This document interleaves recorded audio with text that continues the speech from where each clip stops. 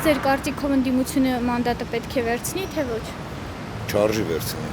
որ вообще հալածվեն դրանք։ Որ դրանք չկարնան ուրիշ բաներ անեն։ Պետք է չվեկալեն, էլի։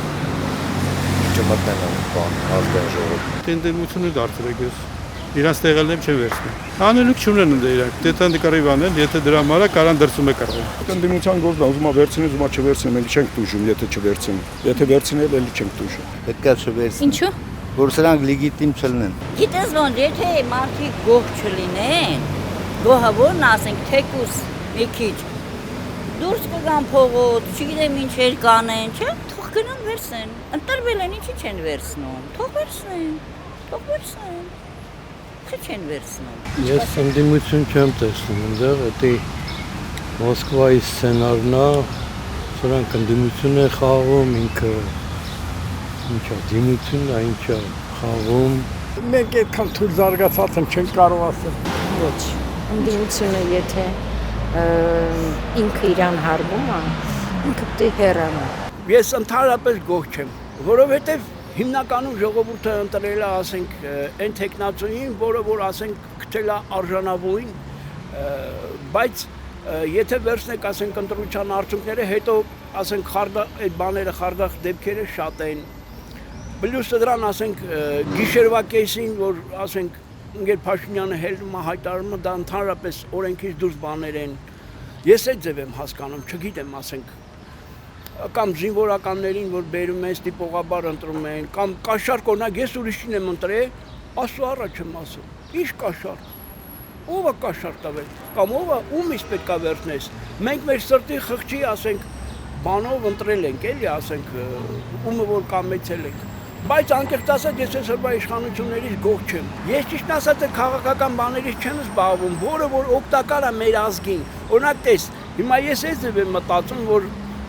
Ռուսաստանը մեզ ասենք գազ մատակարար մաշջան եւ շատ այլ բաներ գյուղատնտեսական մթերքներ ասենք ինքը ներմուծում է շուկան երկար տարիների սովետական միության ասենք ժամանակաշրջանից ի վեր ասենք Ռուսաստանի հետ մենք կապ ենք ունեցել մենք սովետական ասենք ժամանակաշրջանի մարդիկ ենք լավ էր ոչ մի բան չկար իսկ հիմա ժողովուրդը մնացել են ասենք մեր ազգն է, մեր քույրերն են, մեր եղբայրներն են, կամ ասենք Ղարաբաղի ժողովուրդը լցվել են Հայաստան, չեն ման, ինչ անեն, տների վարձերը թանկ, աշխատանքի ինքնարժեքը ցածր է, ինչ անես ազգան, ես էլ նստած որ մի կարնամ աշխատենք, ես ու նա քուրս էլ հիվանդ, գնում ես մի հատ հիվանդանոց, ասում եմ մի հատ դեղի անում, գրում է 10,000 դրամ փող ա ուզում։ Դե ես չեմ մանում հիմա ինչ կատեգորիաներ է, ինչա ոնց է, բայց ամեն բան շատ է թանկացել։ Որ ասենք այդ մեծ մի բան առնելու մտնում է սուպերմարկետ 5000 դրամով էլի կար մեր մի բան առնել հիմա մտնում են մի բան առնում ես